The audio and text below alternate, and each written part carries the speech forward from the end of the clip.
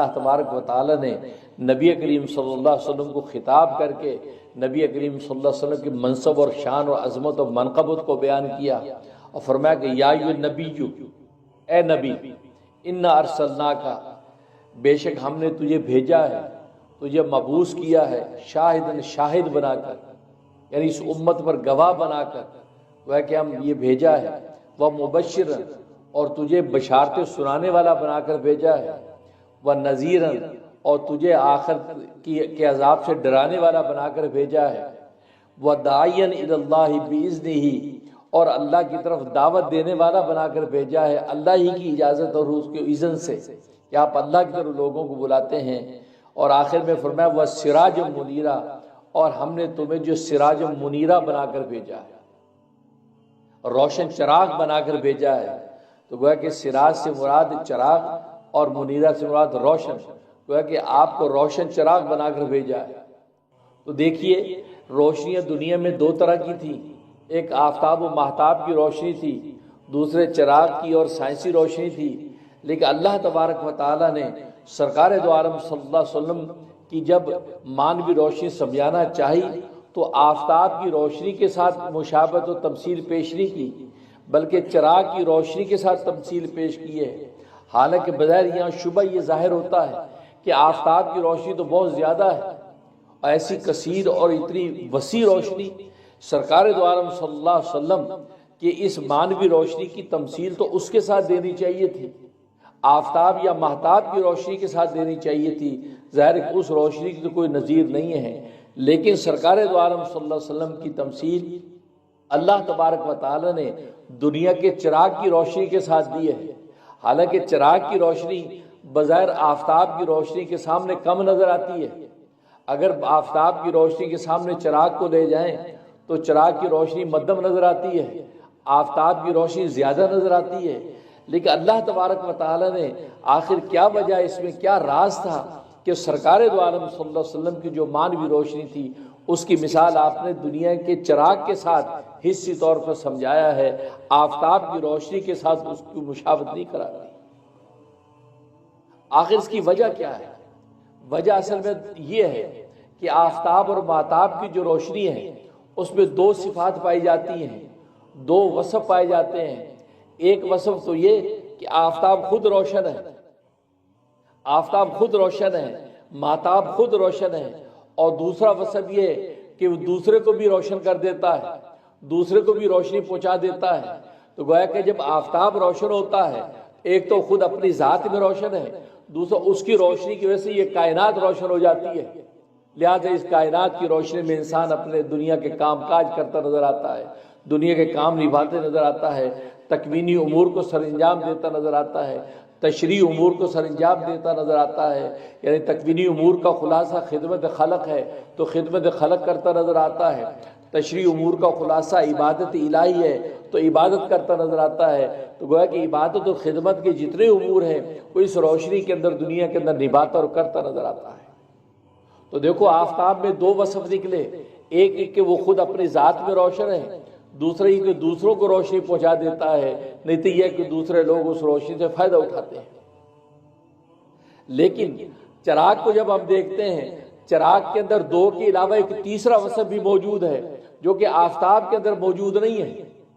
اس لیے اللہ تبارک و تعالی نے سرکار دو عالم صلی اللہ علیہ وسلم کی ذات عالی اور آپ کی اس مانوی نور کی مثال چراغ کے ساتھ دی ہے۔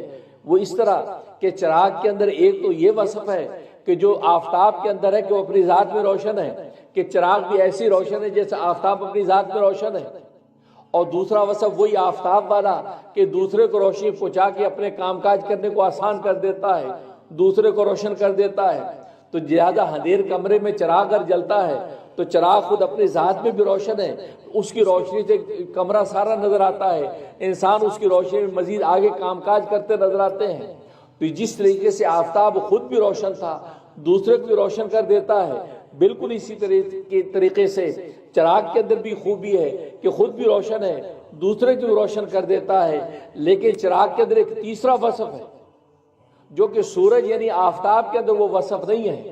وہ کیا وصف ہے؟ وہ یہ کہ چراغ آگے ایک اور چراغ کو روشن کر کے اس کو مزید آگے روشنی مہیا کرنے کا بھی ذریعہ بنتا ہے۔ آفتاب یہ نہیں کر سکتا. آفتاب اپنے جیسے ایک اور آفتاب بنا کے آگے روشن کرنے کا ذریعہ کسی کو بنا دے، یعنی کسی کو آگے نور پہنچانے والا بنا دے، یہ آفتاب نہیں کر سکتا، مہتاب نہیں کر سکتا. لیکن چراغ کے اندر خوبی یہ ہے کہ ایک چراغ سے دوسرا چراغ جلتا ہے، دوسرے سے تیسرا جلتا ہے، چوتھا جلتا ہے، یہاں تک کہ سینکڑوں چراغ آگے جلتے نظر آتے ہیں. یہ خوبی چونکہ صرف چراغ کے اندر موجود تھی، اور سرکار دو عالم صلی اللہ علیہ وسلم کے مانوی نور اور کمال کا یہی وہ جو ہے کہ ایک منشا تھا کہ آپ کی ذات عالی کے انوار سے آگے انوارات روشن کرنے والے بنتے. اس وجہ سے سراج منیرہ کے کہہ کے اللہ تبارک و تعالی نے سرکار دو عالم صلی اللہ علیہ وسلم کے مانوی نور کو سمجھایا ہے. اور آخرت کی فکر اور اس کا ذکر فرمایا کہ یہ ایمان کی جان ہے. انسان دنیا کے اندر جو عبادات کرتا ہے، انسان دنیا میں جو راہ مستقیم پر قائم رہتا ہے، فرمایا اس کے لیے موٹیویشن کرنے والی ایک ہی چیز ہے، اور وہ فکر آخرت، کہ آخرت میں کیا جواب دوں گا. تو یہ آخرت کی جواب دہی کا تصور اس کے لیے نماز کو آسان کر دیتا ہے، روزے کو آسان کر دیتا ہے، زکوٰۃ حج کو آسان کر دیتا ہے. گویا کہ راہ مستقیم پر آنے والی جتنے بھی مصائب اور صعوبتیں ہیں وہ سب کی سب اس کے لیے آسان ہو جاتی ہیں. کیوں؟ اس لیے کہ اس کو فکر آخرت ہے. اور آخرت کی فکر تو گویا کہ ایمان کی جان ہے. جس طریقے سے انسان کے جسم کے اندر دل یہ پورے انسان کی جسم کا محور اور مرکز ہے، کہ جس کی وجہ سے انسان صحت مند بھی رہتا ہے، جس کے فاسد ہونے سے انسان بیمار بھی ہو جاتا ہے. تو فکر آخرت جو ہے یہ چونکہ پورے دین کی بنیاد اور محور ہے، اس لیے فرمایا کہ نبی پاک صلی اللہ علیہ وسلم نے اس کو قلب قرآن کہا کہ یہ قرآن کریم کا دل ہے، کہ فکر آخرت کی وجہ سے انسان سارے کے سارے دین کے کام اور عبادات کو آسان سمجھتا ہے. چنانچہ حضرت حکیم الامت مجدد ملت مولانا شبری تھانوی رحمہ اللہ تعالیٰ فرماتے ہیں کہ اصل میں انسان کے اندر فکر ایک ایسی چیز ہے جو انسان سے اچھا یا برا کروا لیتی ہے. یہاں تک کہ انسان کو اگر اپنے سفر کی فکر لاحق ہے تو سویرے سویرے وہ فکر اس کو جگا دیتی ہے، اور اگر اس کو اپنے نماز کی طرف سے فکر نہیں ہے تو سویرے سویرے اس غفلت کے اندر پڑا رہتا ہے. کہ فکر فرمایا کہ اگر ایک چور چوری کرتا ہے تو فکر کی بنیاد پر وہ اچھے طریقے سے چوری کر کے نکل جاتا ہے، اور فکر ہی کی بنیاد پر انسان دنیا کے سارے کاموں کو اپنے وقت پہ کرتا ہے. تو فکر فرمایا یہ سب سے بڑی نعمت ہے، اور فرمایا غفلت یہ سب سے بڑا فساد ہے، کہ انسان کے اندر غفلت جو ہے، لاپرواہی اور غفلت، یہ انسان کو نہ دین کا کوئی کام کرنے دیتی ہے، نہ دنیا کے اندر اس کے لیے کوئی کامیابی اور فلاح اور کامرانی ہے. ہاں، فکر اگر اس کے اندر پیدا ہو گئی تو دنیا کے کام کی فکر پیدا ہوگی تو دنیا کے کام اس کے لیے آسان، اور آخرت کی فکر پیدا ہوگی تو آخرت اور ایمان اس کے لیے آسان ہو جاتا ہے. تو سورۃ یاسین کے اندر چونکہ آخرت کے مضامین کو دلائل کے ساتھ اور مختلف مضامین کے ساتھ اللہ تبارک و تعالی نے ذکر کیا ہے، اس لیے فرمایا کہ یہ سورۃ یاسین یہ قرآن کریم کا دل ہے. اور جیسا کہ میں نے اس کی فضیلت بتلائی تھی کہ ابو بکر صدیق رضی اللہ تعالیٰ عنہ کی روایت ہے، فرماتے ہیں کہ جو سورۃ یاسین کی تلاوت کرتا ہے ایک مرتبہ، اس کے نامہ اعمال میں 20 حج کا ثواب لکھا جاتا ہے. 20 مقبول حج کا ثواب اس کے نامہ اعمال میں لکھا جاتا ہے. اور فرمایا کہ جو ایک مرتبہ سورۃ یاسین کو سن لیتا ہے، فرمایا کہ 1000 دینار اللہ کے راستے میں دینے کا اجر و ثواب اس کو عطا کیا جاتا ہے. اس سے سورۃ یاسین کی فضیلت کا اندازہ کیجئے کہ اس میں اللہ تبارک و تعالی نے کیسے عظیم الشان مضامین بیان کیے ہیں. اس لیے حدیث میں آتا ہے کہ ایک نام اس کا عظیمہ ہے. عظیمہ کا مطلب عظمت والی، مطلب یہ کہ اس میں بڑے عظیم الشان عظمت والے مضامین اللہ تبارک و تعالی نے ذکر کیے ہیں. تو خیر، تو دعویٰ فرمایا کہ انک لمن المرسلین، کہ آپ رسولوں میں سے ہیں. اور اس پر پہلی جو دلیل عقلی پیش کی ہے وہ آیت نمبر 31 سے پیش کی، کہ جو آج ہم نے تلاوت کی ہے اور آج اس پر گفتگو کریں گے. فرمایا کہ الم یرو کم اہلکنا قبلہم من القرون، کیا یہ کفار مکہ دیکھتے نہیں ہیں کہ کتنی ہی بستیاں، کتنی ہی امتیں اور قومیں ہم نے ہلاک کر ڈالی. انہم الیہم لا یرجعون، اور بے شک وہ ان کی طرف واپس لوٹنے والے نہیں ہیں. یہ پہلی دلیل عقلی انفسی پیش کی ہے کہ انسانوں کو ہلاک کیا ہم نے، قوموں کو تباہ کر دیا جنہوں نے رسولوں کی تکذیب کی اور رسالت کو نہ مانا، توحید پر قائم نہ ہوئے، عقیدہ آخرت کو تسلیم نہ کیا. فرمایا کہ ان کو میں نے ہلاک کر دیا. تو اے کفار مکہ، اگر تم بھی اسی طریقے سے یہ رویہ اختیار رکھو گے اور سرکار دو عالم صلی اللہ علیہ وسلم کو تم مانو گے نہیں اور تم عقیدہ آخرت کی تکذیب اور استہزاء کرو گے تو تمہیں بھی ہم ہلاک کرنے پر قادر ہیں.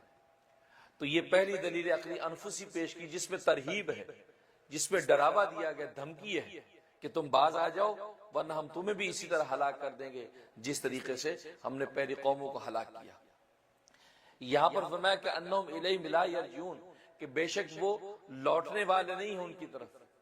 یہاں ایک شبہ پیدا ہوتا ہے، شبہ یہ پیدا ہوتا ہے کہ اس کا مطلب جو مر گئے، ہلاک ہو گئے، وہ دوبارہ لوٹنے والے نہیں ہیں، ختم ہو گئے۔ تو عقیدہ معاد کا پھر کیا مطلب ہے؟ عقیدہ معاد کا مطلب تو یہ تھا کہ سب لوٹیں گے اور اللہ تبارک و تعالیٰ کے دربار میں پیش ہوں گے، اور یہاں پر فرمایا کہ انہم الیہم لا یرجعون، کہ بے شک وہ واپس ان کی طرف لوٹنے والے نہیں ہیں۔ تو اس کا جواب یہ ہے کہ اصل میں یہاں پر ارشاد فرمایا کہ انہم الیہم لا یرجعون، کہ ان کی طرف واپس لوٹنے والے نہیں ہیں، کہ جو قومیں دنیا میں ہلاک ہو گئیں اب وہ اپنے وارثوں کی طرف واپس اب لوٹنے والی نہیں ہیں، ہاں اللہ کی طرف لوٹنے والی ہیں، وہ الیہ یرجعون، اللہ کی طرف لوٹنے والی ہیں۔ اس لیے اللہ نے آگے جواب دے دیا اگلی آیت میں وَإِن كُلٌّ لَمَّا جَمِيعُ الَّذِينَ مُحْضَرُونَ، کہ پہلی قوموں میں سے کوئی بھی ایسا نہیں ہوگا کہ جو مجموعی طور پر ہمارے سامنے پیش نہ کر دیا جائے۔ اس میں اللہ تبارک و تعالی شبے کا بھی جواب دے دیا کہ یہ ساری کی ساری قومیں جو ہلاک کر دی گئی ہیں یہ سب کی سب روز آخر میں ہمارے سامنے پیش کر دی جائیں گی، اور یہی عقیدہ معاد ہے کہ اللہ کے سامنے سب کو پیش ہونا ہے، دنیا کے اندر واپس لوٹنا نہیں ہے۔ اور یہاں پر اللہ تبارک و تعالی نے جو نفی فرمائی کہ دنیا کی طرف واپس لوٹنے کی نفی ہے کہ دنیا کی طرف واپس نہیں لوٹیں گے، ہاں آخرت میں اللہ تبارک و تعالی کے روبرو پیش ہوں گے۔ اس کے بعد وہ آیت اللہم الارض المیتۃ کہہ کے دوسری دلیل عقلی آفاقی پیش کی ہے، اور یہ آفاقی عرضی ہے۔ فرمایا کہ وہ آیت اللہم الارض المیتۃ، کہ اللہ کی قدرت کی نشانیوں میں سے ایک نشانی ان لوگوں کے لیے ہے کہ احییناھا، کہ ہم مردہ زمین کو زندہ کر دیتے ہیں، ہم نے مردہ زمین کو زندہ کر دیا، واخرجنا منھا حبا، اور نکالا ہم نے اس میں سے غلہ اناج نکالا، فمنھو یاکلون، پھر تم اسی اناج میں سے ہی کھاتے ہو۔ یہ دوسری دلیل پیش کی، گویا کہ اشارہ اس بات کی طرف کر دیا کہ جیسے مردہ زمینوں کو ہم زندہ کر دیتے ہیں ایسے انبیاء کرام کو بھیج کر ہم مردہ دلوں کو ایمان سے زندہ کرتے ہیں۔ جیسے وہاں پر بارش برستی ہے اور زمین سے جو تازہ جو ہے وہ فصل اگتی ہے، اناج اگتا ہے، فرمایا ایسے ہی ہم جو وحی کی بارش برساتے ہیں انبیاء کے قلوب پر، اور ان قلوب کے ذریعے سے پانی کو امت تک پہنچاتے ہیں۔ امت کے قلوب میں جس میں جو صلاحیت ہوتی ہے اسی اعتبار سے ان کی دل کے زمین زندہ ہو جاتی ہے، اور ان کے دل سے جو ہے کہ اعمال صالحہ اور ایمان کے پھل اور پھول اگنے لگتے ہیں۔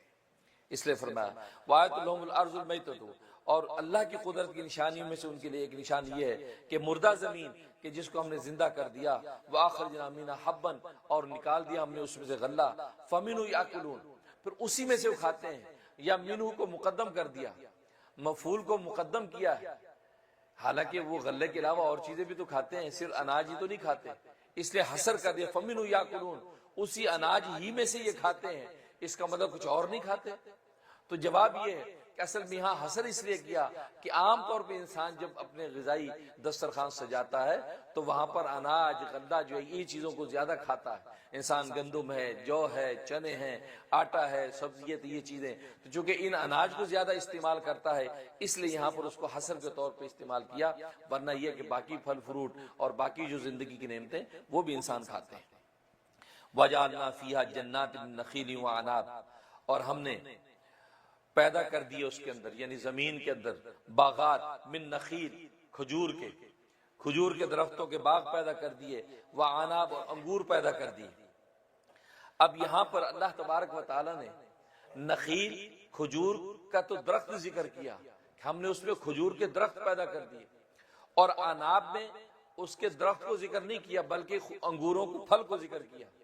تو سوال یہ پیدا ہوتا ہے کہ اس میں کیا راز ہے کہ اللہ تبارک و تعالی نے یہاں تو کھجور کے درختوں کا ذکر کیا کہ کھجور کے درخت ہم نے پیدا کیا، اور اناب کی جگہ پر یہ نہیں کہا کہ کھجور وہ جو انگور کا پودا ہم نے پیدا کیا یا انگور کی بیل پیدا کی، وہاں کہہ دیا انگور پیدا کی۔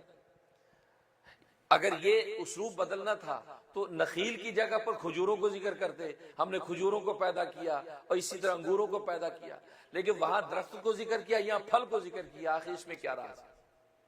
اس کا جواب مفسرین دیتے ہیں اصل میں بات یہ ہے کہ درخت جو ہے اس درخت کے جتنے منافع اور فوائد ہیں اتنے منافع اور فوائد اس کے پھل کے نہیں ہیں۔ اس لیے اللہ تبارک و تعالی نے کھجور کے درخت کو ذکر کیا، کیونکہ کھجور کے درخت سے بے شمار فوائد حاصل کیے جاتے ہیں، اور جبکہ صرف کھجور سے ایک غذائیت کا فائدہ حاصل کیا جاتا ہے، کھائی جاتی ہے اور انسان کی صحت کے لیے مفید اور نافع ہے، لیکن کھجور کے درخت سے بہت سے فائدے حاصل کیے جاتے ہیں، اس کے تنے سے، اس کے پتوں سے، اس کے گویا کہ اس کی جو پنیری سے بے شمار فوائد جو ہے عرب جو ہے کھجور کے درخت سے حاصل کرتے تھے، اس لیے ذکر کیا کھجور کو۔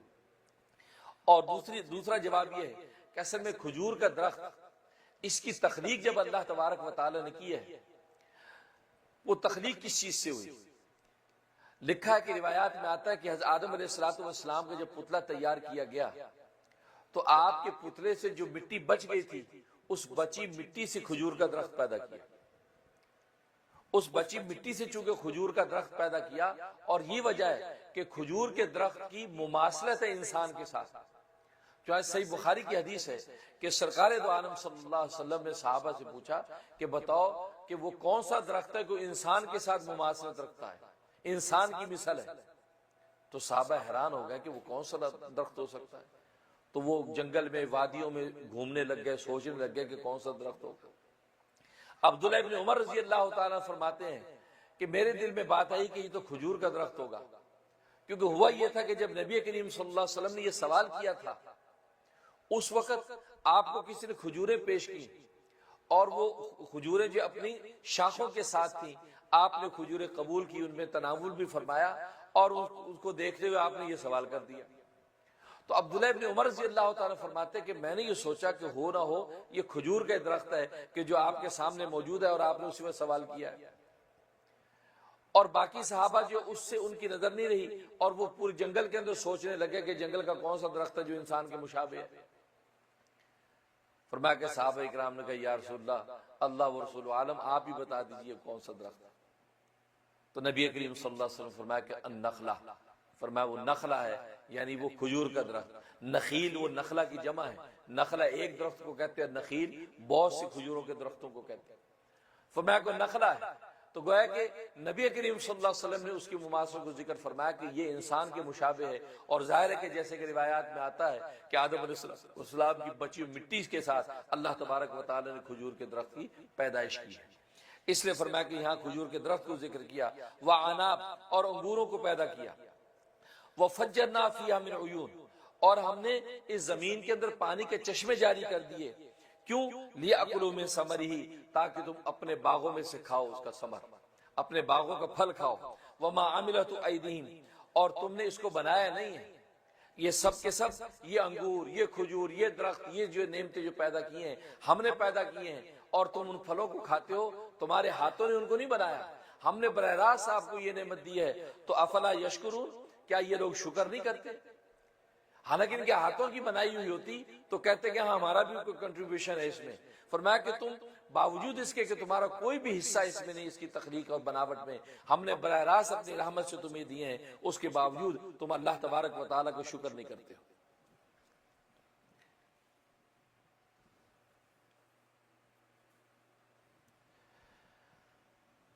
اس کے بعد فرمایا سبحان الذی خلق الازواج کلھا مما تنبت الارض ومن انفسہم ومما لا یعلمون۔ یہ ثمرہ دلائل ہے کہ جو دلیلیں ابھی پیش کی اس کا ثمرہ بیان کر رہے ہیں کہ فرمایا پاک ہے وہ ذات کہ جس نے انواع و اصناف کے جو پھل پیدا کیے، چیزیں پیدا کی، اور زمین کے پیداوار کے اندر انواع کی چیزیں پیدا کی ہیں، اور اس کے اندر سے یعنی ان انسانوں کے اپنے ہاتھوں کی بنائی بہت سی چیزیں اس میں سے پیدا کی ہیں، اور وہ چیزیں ایسی ہیں، مزید ایسی چیزیں پیدا کی جس کو لا یعلمون، یہ جانتے نہیں۔ تو گویا کہ اللہ تبارک و تعالیٰ کی پاکی اور عظمت ہے کہ خلق الازواج کلھا، اس میں نو کی چیزیں پیدا کی ہیں، مما تنبت الارض، اس زمین میں سے، زمین کی پیداوار میں سے، ومن انفسہم اور ان لوگوں کے اپنے اندر سے، ومما لا یعلمون اور ان چیزوں میں سے جن کو وہ جانتے نہیں ہیں۔ مطلب ہے کہ اس وقت بہت سی چیزیں ہیں کہ جو اپنے ہاتھ سے وہ بناتے ہیں اس سے، لیکن آئندہ زمانے میں مزید ایسی چیزیں پیدا کی جائیں گی، ایسی چیزیں وہ بنائیں گے کہ جس کا ابھی ان کو علم نہیں ہے، اس نے فرمایا۔ اس کے بعد کہا کہ آیت لہم اللیل، اور یہ تیسری دلیل پیش کر دلیل عقلی، فرمایا کہ آیت لہم اللیل، کہتے ہیں اللہ کی قدرت کی نشانیوں میں سے ایک نشانی ان کے لیے رات ہے کہ نسلخ منہ النہار، کہ ہم کھینچ لیتے ہیں اس میں سے دن کی چادر کو، فَإِذَا هُمْ مُظْلِمُونَ، پس وہ تاریکی میں رہ جاتے ہیں۔ یہاں پر نسلخ کا لفظ ذکر کیا، نسلخ سلخ کہتے کھال اتارنے کو، گویا کہ رات کے اوپر دن کی کھال چڑھی ہوئی ہے، اللہ تبارک و تعالیٰ دن کی کھال کو اتار لیتے ہیں تو رات ظاہر ہو جاتی ہے۔ اس لیے فرمایا تو ہم جو وہ دن کی کھال رات کے اوپر سے اتار لیتے ہیں تو اندر سے رات ظاہر ہو جاتی ہے، فَإِذَا هُمْ مُظْلِمُونَ، وہ اندھیرے میں کھڑے رہ جاتے ہیں۔ مفسرین فرماتے ہیں اس سے یہ بات ثابت ہوتی ہے کہ رات اصل ہے، دن اصل نہیں ہے۔ رات کا ایک خول اللہ تبارک و تعالیٰ چڑھا دیتے ہیں، وہ رات کے اوپر دن کا ایک خول چڑھا دیتے ہیں، اور جب اللہ تبارک و تعالیٰ کو رات ظاہر کرنی ہوتی ہے اس دن کے خول کو نکال لیتے ہیں تو وہ رات ظاہر ہو جاتی ہے۔ تو فرمایا کہ یہ نسل کا لفظ بتاتا ہے کہ جو ہے رات اور تاریکی اصل ہے اور دن اصل نہیں ہے، دن عارضی ہے۔ وَالشَّمْسُ تَجْرِي لِمُسْتَقَرٍّ لَهَا، اب دن کیسے ہوتا ہے اور اس کا آگے سبب بتا رہے، علت بتا رہے ہیں کہ دن اس لیے ہوتا ہے کہ ہم سورج کو چلاتے ہیں، سورج جب طلوع ہوتا ہے تو دن آ جاتا ہے، جب غروب ہو جاتا ہے تو رات ہو جاتی ہے۔ اس لیے بطور انعام کے فرمایا کہ وَالشَّمْسُ تَجْرِي لِمُسْتَقَرٍّ لَهَا، اور اللہ کی قدرت کی نشانی میں سے ایک یہ ہے کہ سورج جو اپنے ٹھکانے کی طرف چلتا رہتا ہے، مستقر کی طرف چلتا رہتا ہے، ذَلِكَ تَقْدِيرُ الْعَزِيزِ الْعَلِيمِ، اور یہ اندازہ جو مقرر کیا ہوا ہے، فرمایا کہ یہ اس ذات کی طرف سے کیا ہوا ہے جو عزیز زبردست ہے، علیم اور علم والی ہے۔ زبردست علم والی جو ذات ہے اس کی طرف سے اس کا ایک مدار متعین کیا ہوا ہے اور اپنے مدار کے اندر سورج چلتا رہتا ہے۔ حدیث میں آتا ہے کہ سرکار دو عالم صلی اللہ علیہ وسلم نے پوچھا کہ کیا تم جانتے ہو کہ سورج غروب ہو کر کہاں جاتا ہے؟ تو ابو ذر غفاری رضی اللہ تعالیٰ نے عرض کیا کہ اللہ و رسول عالم، اللہ اس کے رسول بہتر جانتے ہیں۔ تو نبی کریم صلی اللہ علیہ وسلم فرمایا کہ یہ اصل میں جب غروب ہوتا ہے، غروب ہونے کے بعد اللہ کے عرش کے نیچے جا کر سجدہ کرتا ہے، اللہ کے عرش کے نیچے سجدہ کرتا ہے اور درخواست کرتا ہے طلوع ہونے کی اجازت لیتا ہے۔ اللہ تبارک و تعالیٰ اس کو جب طلوع کی اجازت دے دیتے ہیں تو پھر وہ مشرق سے طلوع ہوتا ہے۔ تو گویا کہ شب و روز کا یہ نظام چلتا ہے کہ غروب کے بعد وہ اللہ تبارک و تعالیٰ کے عرش کے نیچے جا کر سجدہ کرتا ہے، اجازت طلب کرتا ہے، اجازت ہو جاتی ہے، اب یہ مشرق سے طلوع ہوتا ہے۔ اور میں یہ سلسلہ چلتا رہے گا یہاں تک کہ قرب قیامت میں ایک وقت ایسا آئے گا کہ یہ غروب ہونے کے بعد سجدہ کرے گا اور سجدہ اس کا قبول نہیں کیا جائے گا، یہ اجازت طلب کرے گا کہ میں طلوع ہو جاؤں تو اس کو طلوع کی اجازت نہیں دی جائے گی، اور فرمایا کہ تو اسی طرف سے واپس لوٹ جا، تو وہ غروب کی طرف سے نکل آئے گا، گویا کہ مغرب کی طرف سے ہی نکل آئے گا۔ فرمایا یہ وہ وقت ہوگا کہ اس وقت کے ظاہر ہونے کے بعد کسی بھی توبہ کرنے والے کی توبہ قبول نہیں ہوگی، اس لیے کہ اب توبہ کا دروازہ بند کر دیا جائے گا۔ تو گویا کہ قیامت کی نشانیوں میں سے یہ ایک نشانی ہوگی کہ مغرب سے سورج طلوع ہوگا۔ اس کے بعد فرمایا وَالْقَمَرَ قَدَّرْنَاهُ مَنَازِلَ حَتَّى عَادَ كَالْعُرْجُونِ الْقَدِيمِ، اور چاند کے لیے ہم نے سڑکیں مقرر کر رکھی ہیں، منزلیں مقرر کر رکھی ہیں، حَتَّى عَادَ كَالْعُرْجُونِ الْقَدِيمِ، یہاں تک کہ وہ آخر مہینے میں ایسا رہ جاتا ہے کالعرجون القدیم، جیسے پرانی شاخ یعنی کھجور کی پرانی ٹہنی بالکل سوکھ جاتا ہے، وہ اس حالت پر لوٹ آتا ہے۔ اور جیسے کہ فرماتے ہیں مفسرین 28 منزلیں اللہ تبارک و تعالی اس کی مقرر کر رکھی ہیں، اور یہ 28 منزلوں کو عبور کر کے یہ مہینے کے آخر میں کالعرجون القدیم کھجور کی جو خشک شاخ کی طرح بن جاتا ہے۔ لا الشمس ينبغي لها ان تدرك القمر ولا الليل سابق النهار، اور مناسب نہیں ہے کہ سورج جو ہے وہ پیچھا کرے کس کا؟ چاند کا۔ ولا الليل سابق النهار، اور نہ جو ہے وہ اجازت ہے رات کو کہ وہ دن سے آگے بڑھ جائے۔ وَكُلٌّ فِي فَلَكٍ يَسْبَحُونَ، اور ہر ایک اپنے مدار کے اندر چلتا رہتا ہے۔ اللہ تبارک و تعالی سورج کا اپنا ایک مدار مقرر کر رکھا ہے، وہ اس کے اندر چلتا ہے، وہ یہ نہیں کہ وہ چاند کو جا کے پکڑ لے۔ اسی طریقے سے چاند کی اپنی منزلیں مقرر کر رکھی ہیں، چاند اپنے منزل کے اندر چلتا رہتا ہے۔ دن کا اپنا ایک کرائٹیریا رکھا ہے، رات کا اپنا رکھا ہے، یہ نہیں کہ رات دن پر چھا جائے، دن کا وقت ہوگا تو دن ظاہر ہوگا اور رات آنی ہوگی تو رات ظاہر ہوگی۔ ہر ایک اپنے اپنے مدار کے اندر اللہ تبارک و تعالیٰ کی اذن کے مطابق کام کرتے رہتے ہیں۔ اس کے بعد دلیل عقلی نمبر 4 پیش کر رہے ہیں، وَآیَةٌ لَهُمْ أَنَّا حَمَلْنَا ذُرِّيَّتَهُمْ فِي الْفُلْكِ الْمَشْحُونِ، کہتے ہیں کہ اللہ کی قدرت کی نشانیوں میں سے ایک نشانی ان کے لیے ہے کہ بے شک ہم نے ان کی ذریت کو سوار کیا فلک کشتی کے اندر، مشحون بھری ہوئی کشتی کے اندر ہم نے ان کو جو ہے وہ سوار کیا، وَخْلَقْنَا لَهُم مِّن مِّثْلِهِ مَا يَرْكَبُونَ، اور ہم نے ان کے لیے اس کشتی کی مثل اور بھی سواریاں پیدا کی ہیں جس کے اندر یہ سواری کرتے ہیں۔ یہاں فلک المشحون سے مراد کیا ہے؟ مفسر فرماتے ہیں کہ اس سے حضرت نوح علیہ السلام کی کشتی مراد ہے، اور ذرے سے مراد ان کے آباء و اجداد کہ جو ان کے اوپر نسل تھی، فرمایا کہ وہ مراد ہیں، ان کو ہم نے اس کے اندر سوار کیا اور ان کو نجات دی، اور اس کے بعد جو ان سے آگے نسل چلی ہے اور ساری کی ساری دنیا کے اندر ان کی ذریت پھیلی۔ اسے فلک المشحون سے مراد حضرت نوح علیہ السلام کی کشتی، اور اس کے بعد فرمایا وَخَلَقْنَا لَهُم مِّن مِّثْلِهِ، اور نوح علیہ السلام کی کشتی کی مثل ہم نے اور جو ہے سواریاں پیدا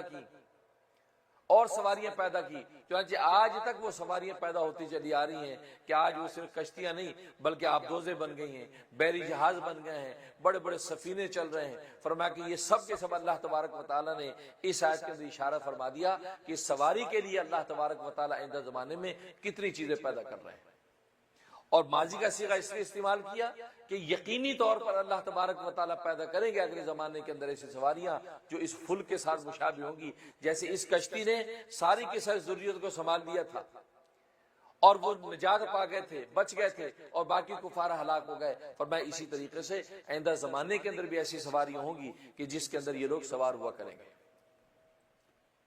چنانچہ بات آپ جانتے ہیں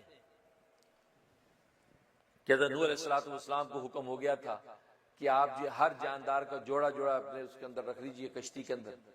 چنانچہ نوح علیہ السلام نے ہر چیز کا جوڑا کشتی کے اندر رکھا۔ کہتے ہیں کہ 3 منزلیں تھی اس کی، سب کے اوپر کی منزل کے اندر پرندے تھے، بیچ کی منزل کے اندر انسان تھے، اور سب سے نیچے کی منزل کے اندر مویشی تھے۔ اس طریقے سے کشتی کے اندر یہ حضرت نوح علیہ السلام نے سب کو سوار کیا۔ لکھا کہ ابلیس بھی آ گیا، ابلیس بھی سوار ہونے کے لیے دوڑا، تو حضرت نوح علیہ السلام نے اس ابلیس کو دھتکارا کہ تو دفع ہو، تو یہاں کیوں آیا، تو خدا کا دشمن، تو یہاں کیوں پہنچا ہے، یہ بات کہی۔ اب اس کے بعد حضرت نوح علیہ السلام نے گدھے کو سوار کیا۔ گدھے کو جب آپ نے کھینچا تو ابلیس گدھے کی دم کے ساتھ لٹک گیا۔ جب دم کے ساتھ لٹکا تو گدھا جو پیچھے سے گرنے لگا، اس کی ٹانگیں پیچھے سے کمزور پڑ گئیں۔ اب نوح علیہ السلام اس کو کھینچ رہے ہیں اور وہ آگے نہیں آ پا رہا، کچھ پیچھے ابلیس لٹکا ہوا ہے، تو بار بار کھینچتے ہیں، یہاں تک کہ آپ نے فرمایا گدھے کو کہا کہ سوار ہو جا، آ جا کشتی میں، بھلے تیرے ساتھ ابلیس ہی کیوں نہ ہو، یہ بات کہی۔ جب جیسے یہ بات کہی تو ابلیس نے دم چھوڑی اور جلدی سے کشتی میں سوار ہو گیا۔ آپ نے جب گدھے کو اندر سوار کیا تو ابلیس کو دیکھا، خدا کے دشمن تو اندر کیوں آیا؟ کہا کہ ابھی تو آپ نے فرمایا کہ گدھے کو سے کہا تھا کہ سوار ہو جا، بھلے تیرے ساتھ ابلیس ہی کیوں نہ ہو، اس کا مطلب مجھے اجازت ہوگی سوار ہونے کی، لہٰذا اس لیے میں اندر آ گیا۔ تو یہ اللہ کی تکوینی حکمت تھی۔ فرمایا کہ اگر اس وقت ابلیس سوار نہ ہوتا تو ابلیس جو ہے وہ آدم کی ذریت کو کبھی گمراہ نہ کر سکتا، کیونکہ وہ ہلاک ہو جاتا، لیکن اللہ تبارک و تعالیٰ کی تکوینی حکمت تھی، ابلیس کو قائم و دائم رکھنا تھا قیامت تک، اس لیے اللہ تبارک و تعالیٰ نے یہ تکوینی نظام بنایا اور اس کے تحت جو کشتی کے اندر سوار ہو گیا۔ اس کے بعد لکھا ہے کہ جو مویشی جانور نیچے تھے انہوں نے گوبر کیا، اس گوبر کرنے کی وجہ سے بدبو اور تعفن پیدا ہو گیا۔ اب مسلمانوں نے، مومنین نے حضرت نوح علیہ السلام سے درخواست کی کہ حضرت یہاں تو یہ تعفن بدبو بڑی پریشانی ہوگی، گوبر ہی گوبر ہر جانور ہوگا۔ تو حضرت نوح علیہ السلام نے اللہ سے دعا کی، اے رب ذوالجلال اس آفت و مصیبت سے چھٹکارا دلا۔ تو اللہ تبارک و تعالیٰ نے فرمایا کہ ہاتھی کی دم کو جھٹکا دو، ہاتھی کی دم کو جھٹکا دو تو ایک جانور پیدا ہوگا جو ساری کی ساری گندگی کو چاٹ جائے گا، بالکل شفاف کر دے گا۔ حضرت نوح علیہ السلام نے ہاتھی کی دم کو جھٹکا دیا تو اس سے خنزیر پیدا ہوا، جس کو آپ وہ کیا کہتے ہیں، پگ۔ یہ پگ پیدا ہوا، تو پگ پیدا ہوا تو یہ ایک موپ کی طرح اسے پوری گندگی کو چاٹا، اس کا منہ بھی آج موپ کی طرح ہے، پوری گندگی کو اسے پوری شفاف کر دیا، صاف۔ اس وقت اس پہ کی یہ تخلیق ہوئی ہے کہ جو حضرت نوح علیہ السلام کی دعا پر اس گندگی اور نجاست کو چاٹنے کے لیے وہ کہ اس کی تخلیق ہی نجس عین کی بنیاد پر ہوئی، لہذا اس غلاظت کو اس سے سارا چاٹ کے صاف کر دیا۔ اس کے بعد جو چوہے سوار کیے تھے، چوہے سوار کیے، ان کی نسل بڑھ گئی۔ اب چوہے نے کشتی کو کھانا شروع کر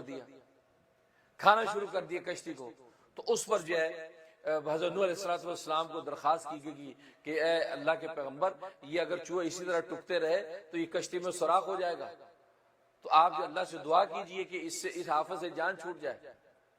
تو حضرت نوح علیہ السلام نے دعا کی تو اللہ تبارک و تعالیٰ نے فرمایا کہ شیر کی ناک کو دباؤ، شیر کی ناک کو دباؤ تو ایک جانور پیدا ہوگا، وہ جانور چوہوں کو کھائے گا۔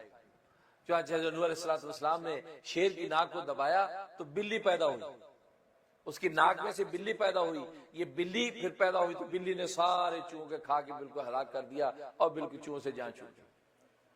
تو اس وقت اس بلی کی تخلیق ہوئی، اس لیے کہتے ہیں بلی جو ہے وہ شیر کی خالہ ہے، بلی شیر کی خالہ ہے۔ اسے جو سارے گر سکھائے اس کو، لیکن درختوں پہ چڑھنا نہیں سکھایا۔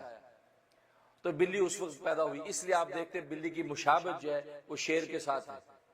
اور ادھر خنزیر کو اگر دیکھیں آپ غور کریں تو اس کی چمڑی، اس کی حیت کا بہت سا تعلق جو ہے وہ اس کا مشابہت جو ہے وہ ہاتھی کے ساتھ پڑتی ہے، کیونکہ ہاتھی کی دم دبانے سے یہ خنزیر کو پیدا کیا گیا۔ تو اس کی بنیادی نجاست پر ہوئی ہے، اس لیے یہ کھانے کا جانور نہیں ہے۔ اس لیے آپ اگر غور کریں اس کی گردن نہیں ہے، کیونکہ ذبح تو وہ جانور ہوتا ہے جس کی گردن ہو، اس کی تو گردن ہی نہیں اللہ تبارک و تعالی رکھی، لہذا یہ ذبح کا جانور ہی نہیں ہے، نہ ذبح سے حلال ہو سکتا ہے نہ بغیر ذبح کے حلال ہو سکتا ہے، لہذا یہ نجیس العین ہے، اس کا کوئی بھی جز جو ہے وہ حلال نہیں ہے، یہ بالکل ٹوٹلی حرام ہے۔ اس کے بعد فرمایا کہ ان نشاء نغرقہم فلا صریخ لهم ولا هم ينقذون، کہتا اگر ہم چاہیں تو ان کو ڈبو دیں۔ ظاہر ہے کہ کشتی پانی میں چلی جا رہی ہے تو اللہ تبارک و تعالیٰ فرماتے ہیں اگر ہم چاہیں تو ان کو کشتی کے اندر ڈبو دیں، فلا صریخ لهم، پھر ان کا کوئی بھی فریاد رس نہ ہو، یہ چلائیں گے چیخیں گے ہے کوئی بچانے والا، فرمایا کوئی بچانے والا نہیں ہوگا، ولا هم ينقذون، اور نہ ان کو ڈبونے سے نجات دے سکتا ہے۔ تو گویا کہ ان کی چیخ پکار رہ جائے گی اور یہ ہلاک ہو جائیں گے۔ اور چنانچہ اللہ تبارک و تعالیٰ آج بھی اپنی قدرت کی نشانی دکھاتے ہیں کہ ایسے ایسے بحری جہاز کہ جن کے بارے میں لکھا ہوتا ہے کہ یہ ڈوب ہی نہیں سکتے، اللہ تبارک و تعالیٰ اپنی قدرت کی نشانی دکھاتے ہیں کہ جس کو کہہ رہے کہ ان یشاء نغرقہم، ان نشاء نغرقہم، اگر ہم چاہیں تو ہم ان کو غرق کر دیں، فلا صریخ لہم، پھر ان کی کوئی فریاد رسی کرنے والا نہ ہو، ولا هم ينقذون، اور نہ وہ نجات پا سکتے۔ جی یہاں آج کی تاریخ میں آپ جانتے ہیں ٹائٹینک جو یہ وہ جہاز ہے، بحری جہاز، جس کے بارے میں انہوں نے آرٹیکل لکھے ہوئے تھے کہ یہ کبھی جو ہے ڈوب ہی نہیں سکتا، اس کو بنائی ہے بناوٹ ہی ایسی ہے ڈوب نہیں سکتا، لیکن بات وہی ہے کہ اللہ تبارک و تعالیٰ کی قدرت کے سامنے کوئی چیز ٹھہر نہیں سکتی۔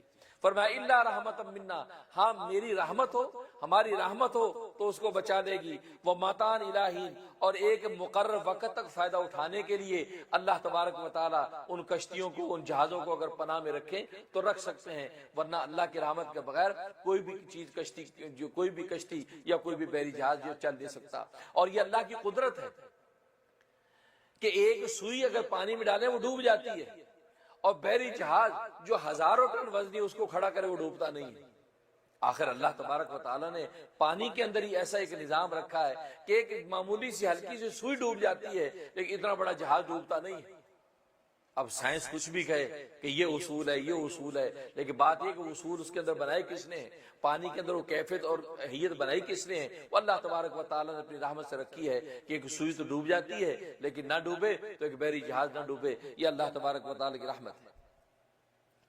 اس کے بعد اللہ تبارک و تعالیٰ شکوہ کر رہے ہیں، وَإِذَا قِيلَ لَهُمُ اتَّقُوا مَا بَيْنَ أَيْدِيكُمْ وَمَا خَلْفَكُمْ، جب ان لوگوں سے کہا جاتا ہے کہ ڈرو تم اس عذاب سے جو تمہارے سامنے اور جو تمہارے پیچھے ہے، یہ شکوہ ہے کہ جب ان سے کہا جاتا ہے کہ اس عذاب سے ڈرو جو تمہارے سامنے اور تمہارے پیچھے ہے۔ سامنے کے عذاب سے مراد فرمایا کہ آخرت کا عذاب، آگے آنے والا عذاب، اور تمہارے پیچھے سے مراد دنیا کا عذاب۔ فرمایا کہ دونوں عذاب تمہارے اور آگے پیچھے عذاب ہی عذاب ہیں، تم فرمایا کہ اس سے ڈرو۔ اس کا مطلب یہ کہ دنیا کے اندر انسان کوئی ایسا عمل کر کے جائے کہ کہ جو عمل سیئہ ہو، برا عمل ہو، تو فرمایا کہ وہ عمل جو ہے دنیا کے اندر اس کے لیے عذاب بنے گا. اگر دنیا کے اندر جو بھی لوگ اس پہ عمل کرتے رہیں گے اس کا وبال اس عامل پر بھی ہوگا، اور جس نے وہ سنت سیئہ جاری کی تھی اس کے اوپر بھی اس کا وبال آئے گا. اس سے تو لکھا ہے کہ دنیا کے اندر جتنے بھی قتل ہوتے ہیں ان تمام قتلوں کا عذاب خود قاتل پر بھی ہے، اور اس کا وبال جو اس کا گناہ قابیل پر بھی ہے، آدم علیہ السلام کا وہ بیٹا جس نے پہلا قتل کیا تھا. اس لیے فرمایا کہ وما خلفکم، تمہارے پیچھے عذاب، مطلب تم پیچھے کوئی ایسی سنت نہ جاری کر کے جاؤ کہ وہ جو ہے تمہارے لیے عذاب بن جائیں. وہ وہاں پیچھے سے عذاب آ رہا ہے اور آگے جہنم کا عذاب تو تمہارے سامنے ہے. لعلکم ترحمون، تاکہ تم پر رحم کیا جائے. جب تم تقوی اختیار کرو گے تو تم رحم کے مستحق ہوگے. وما تأتی من آیت من آیات ربہم الا کانوا عنہا معرضین. فرمایا کہ ان کے رب کی آیتوں میں سے کوئی آیت ان کے سامنے نہیں آتی مگر یہ کہ اس سے اعراض کرنے لگتے ہیں. اللہ کی آیتیں، اللہ کی قدرت کی نشانی ان کے سامنے آتی ہیں تو یہ جھٹ سے انکار کر دیتے ہیں.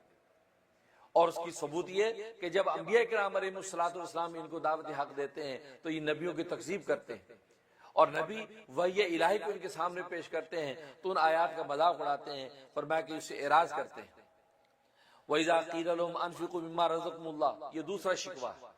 فرمایا کہ جب کہا جاتا ہے ان سے کہ خرچ کرو تم اپنے اس مال میں سے کہ جو اللہ تبارک و تعالی نے تمہیں عطا کیا ہے، تو قال الذین کفروا، تو کافر لوگ یہ کہنے لگتے ہیں للذین آمنوا، ایمان والوں سے کیا کہتے ہیں، انوتیوا من لو یشاء اللہ اطعمہ، کیا ہم کھلائیں ان لوگوں کو، ان غریبوں کو جن کو اگر اللہ چاہتا تو اللہ خود دے دیتا. اب جناب یہ اللہ کی مشیت کو سامنے لا رہے ہیں کہ اگر اللہ چاہتا تو اللہ ان کو کھلا دیتا. جب اللہ نے نہیں کھلایا تو اس کا مطلب ان کو کھلانا مطلوب ہی نہیں ہے، اس میں کوئی اجر و ثواب ہی نہیں ہے، اس لیے ہم نہیں کھلاتے. اصل میں انہوں نے اللہ کی مشیت اور اللہ کے حکم میں فرق نہیں سمجھا. ایک ہے اللہ کی مشیت، ایک ہے اللہ کا حکم. اللہ کی مشیت تو یہی ہے کہ کسی کو غریب بنایا، کسی کو امیر بنایا. غربت اور امارت دونوں نظام دنیا کے اندر اللہ نے چلائے، اور دونوں کے احتیاج کی رسی کے ساتھ جوڑ دیا کہ غریب امیر کے پیسے کا محتاج ہے اور امیر جو غریب کے ہنر کا محتاج ہے، اس کی خدمت کا محتاج ہے. اس طرح نظام چلایا. اور دوسرا اللہ کا حکم. اللہ کا حکم یہ ہے کہ امیروں کو کہا کہ تم اپنے مال میں سے غریبوں کو دو، غریبوں پر خرچ کرو. حکم یہ ہے. انسان جو حکم کا مکلف ہے، مشیت کا مکلف نہیں ہے. اس لیے کہ اول تو مشیت کا پتہ ہی نہیں چلتا کہ اللہ کی مشیت ہے کیا. اور حکم اللہ کا جو ہے وحی الہی کے ذریعے سے انبیاء کرام علیہ السلام صاف صاف بتاتے ہیں کہ اللہ تبارک و تعالیٰ کا یہ حکم ہے، اس پہ عمل کرو. تو ان کو حکم پر عمل کرنا چاہیے تھا کہ اللہ نے غریبوں کو دینے کا حکم دیا کہ غریبوں کو دو، غریبوں کو دو وقت کا کھانا دو، ان کا کپڑا لتا دو، تم ان کی داد رسی کرو، ان میں خیرات اور ان کے زکوٰۃ اور صدقات بانٹو. اللہ نے حکم دیا انفاق کا، حکم پر عمل ان کو کرنا چاہیے تھا، مشیت کے ساتھ متعلق نہیں کرنا چاہیے تھا، کیونکہ اول تو مشیت کا پتہ نہیں. اور دوسری بات یہ کہ ہو سکتا ہے اللہ کی یہ بھی مشیت ہو کہ امیر کو امیر رکھنا، غریب کو غریب رکھنا ہے، اور امیر کے مال کے ذریعے سے غریب کی دادرسی کرنی ہے، اور امیر غریب کو اپنے مال میں سے دیں گے، اور غریب جو امیر کے مال کے ذریعے سے اپنی کفالت کریں گے اور اپنے ہنر سے اس کی خدمت کریں گے. ہو سکتا ہے اللہ کی یہ مشیت ہو. لہذا اس کو اس چیز کے ساتھ جوڑ دینا کہ اللہ کی اگر مشیت ہوتی تو اللہ اپنے مال میں سے خود ان کو کھلاتا، ہم کیوں دیں. تو معلوم ہے کہ انہوں نے اللہ کی مشیت کا بھی معنی صحیح متعین نہیں کیا. ہو سکتا ہے کہ اللہ کی مشیت ہی یہی ہو کہ امیر لوگ اپنے مال میں سے ان کو دیں. چنانچہ حدیث میں آتا ہے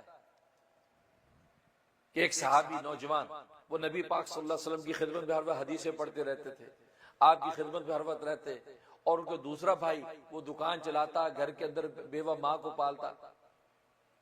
اس نے آ کے شکایت کی کہ یا رسول اللہ صلی اللہ علیہ وسلم، یہ میرا بھائی ہر وقت آپ کے پاس بیٹھا حدیثیں پڑھتا رہتا ہے، قرآن پڑھتا رہتا ہے اور مسجد میں رہتا ہے ہر وقت، اور میں جو دکان چلاتا ہوں، سارے گھر کی کفالت کرتا ہوں، اس کی بھی کفالت کرتا ہوں اور بوڑھی ماں کو بھی سنبھالتا ہوں. آپ ذرا اس کو پابند کیجئے کہ تھوڑا سا وقت یہ بھی دکان میں دے دیا کرے، تھوڑا سا وقت میرے ساتھ یہ بھی دے. اس پر نبی کریم صلی اللہ علیہ وسلم نے فرمایا، آپ نے فرمایا کہ تجھے کیا خبر کہ اس کی وجہ سے تجھے رزق دیا جا رہا ہو. فرمایا کہ غریبوں کی وجہ سے امیروں کو رزق ملتا ہے، اسے اس طالب علم کی وجہ سے ہو سکتا ہے تجھے رزق دیا جا رہا ہو. لہذا ایسا نہ کر، یہ اگر اللہ کے رسول کے ساتھ محبت کرتا ہے ہو سکتا ہے اس کی برکت سے تجھے رزق مل رہا ہو. لہٰذا لکھا ہے اس لیے حدیث میں فرمایا کہ عمرہ کو جو رزق دیا جاتا ہے اس غربا کی وجہ سے دیا جاتا ہے تاکہ وہ عمرہ اپنے حصے میں سے نکال غریبوں کو بھی دیں اور اپنی کفالت بھی کریں. اس لیے انہوں نے جو مشیت اللہ کی سمجھی وہ غلط سمجھی کہ جی اللہ اگر کھلانا چاہتا خود کھلاتا، ہم کیوں دیں، ہم کیوں دیں. جیسے بعض کوڑ مغز آج بھی کہتے ہیں کہ وہ غریب مفلس آ کے دعا دے کہ اللہ تجھے حج کرائے، اللہ تیرے کاروبار کو چار چاند لگائے، تیری گود ہری کرے. تو کوڑ مغز کہتے تیری دعائیں اتنی اللہ سنتا تو اپنے لیے مانگ لے تھوڑی سی بھائی کہ تجھے اللہ نے مالدار کر دے، اللہ تجھے یہ سب مال و دولت دے دے، تجھے حج کرا دے. تیری دعا تجھے لگتی نہیں، مجھے کیا لگے گی. یہ حماقت ہے، یہ بے وقوفی ہے کہ اللہ تبارک و تعالیٰ کی ہو سکتا ہے یہ مشیت ہو کہ غریب جب آپ کے در پہ سوالی بن کے آئے آپ اس کے ہاتھ کے اوپر جو خیرات رکھ دیں، اس کی جھولی کو بھر دیں، اس کی فریاد کو سن لیں. ہو سکتا ہے اللہ کی یہ مشیت ہو. اور اسی طریقے سے اللہ نے نظام چلانا. اس کے بعد فرمایا ان انتم الا فی ضلال مبین، فرمایا کہ اے مسلمانوں یہ غریبوں نے جو بات کہی ہے نا، یہ کافروں نے جو بات کی کہ غریبوں کا اللہ کھلانا چاہتا کھلائیں، فرمایا کہ ان کی یہ بات کھلی گمراہی ہے، یہ کھلی گمراہی ہے. تو گویا کہ یہ جواب دیا کفار کو، ان انتم اے کافرو تم جو نہیں ہو مگر فی ضلال مبین، کھلی گمراہی کے اندر پڑے ہوئے.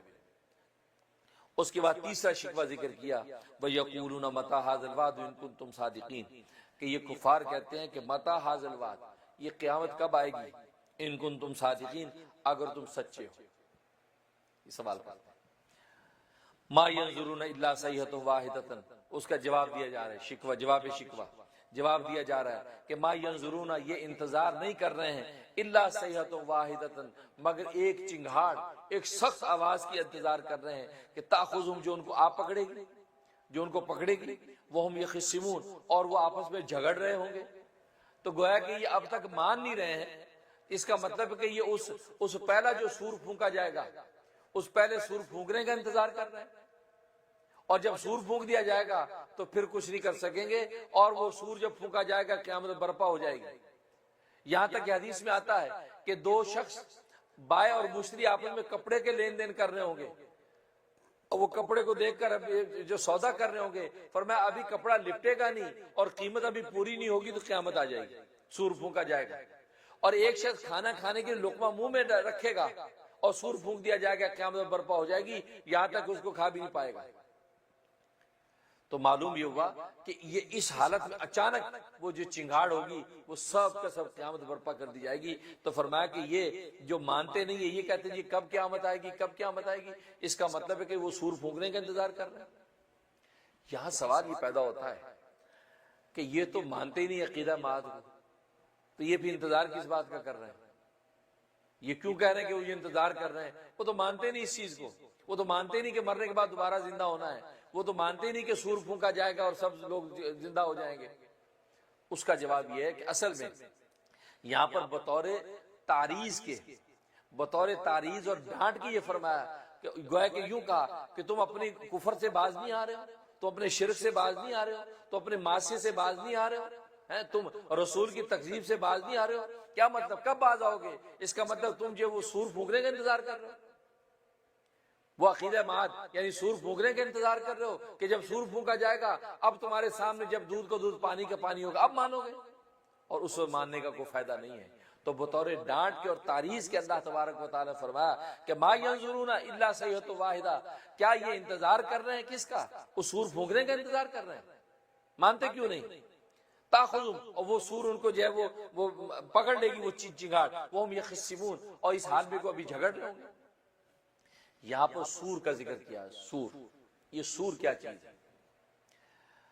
حدیث میں آتا ہے کہ اللہ تبارک و تعالی نے بلور کی طرح جھلکتے سفید موتی کے ساتھ یہ سور بنایا ہے. سور کہتے ہیں سینگ کو، بیل کا سینگ، وہ سینگ کی شکل کی یہ چیز بنی ہوئی ہے اور بلور کی طرح جھلکتے سفید موتی سے بنایا ہے. فرمایا کہ جب اللہ تبارک و تعالی اس کو پیدا کیا تو عرش سے کہا کہ تو اس کو پکڑ، اس سور کو پکڑ. جب یہ کہا تو سور فوراً عرش کے ساتھ لٹک گیا.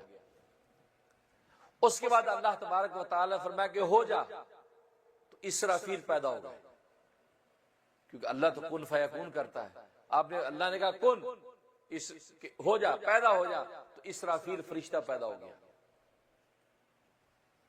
اللہ تبارک و تعالیٰ فرمایا کہ سور کو پکڑ، اسرافیل فرشتے نے وہ سور پکڑ لیا.